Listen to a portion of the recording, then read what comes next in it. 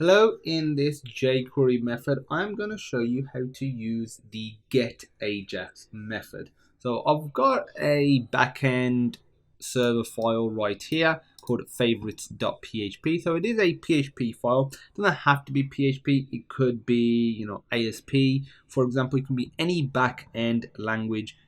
You could create any backend file, using any backend language. That's your choice, and you just use the one you want to. I'm just using PHP as that is my favorite, and from there I've echoed out, which is it's the way that you send data back when you use an AJAX using PHP. Let's say pizza is the best. So what we're looking at is how to get that data. Doesn't matter what language is in the backend. If the data is being sent correctly, it'll be received correctly.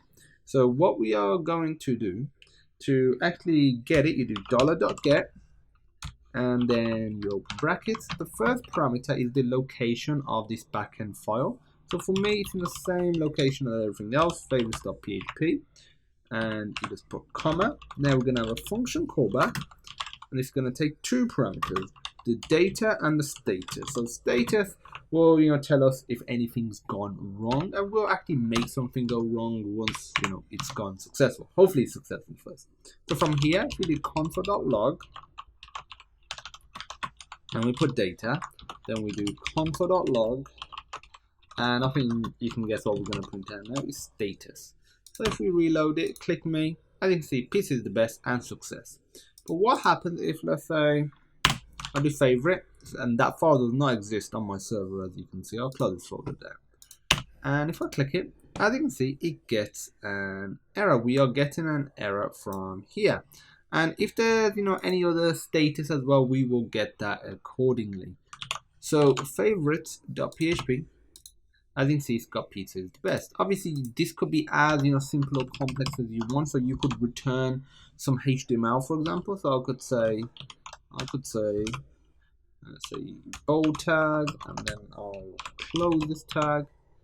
And you could do multiple echo lines as well. But again, what language you use in the backend will vary, and as a result, the code in the backend will vary, but the way you retrieve it will be the same.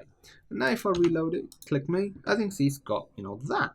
And if I were to, let's say, create a div, and that's it, that's all I really need. And if I said,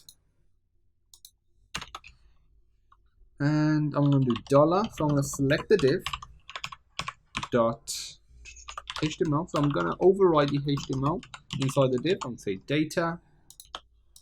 As you can see, it's got the HTML pizza is the best. So if I reload, go to body, as you can see, this is empty, this div is, click me, we got some content in there, and it is the pizza is the best HTML. So you can add it to your HTML page as well, which is fantastic. As you can see, we're not, obviously it's just going to keep overriding it now, but the page isn't reloading. It's not doing a full reload or a refresh. That's fantastic. So it allows you to get data from a backend file without having to reload the file.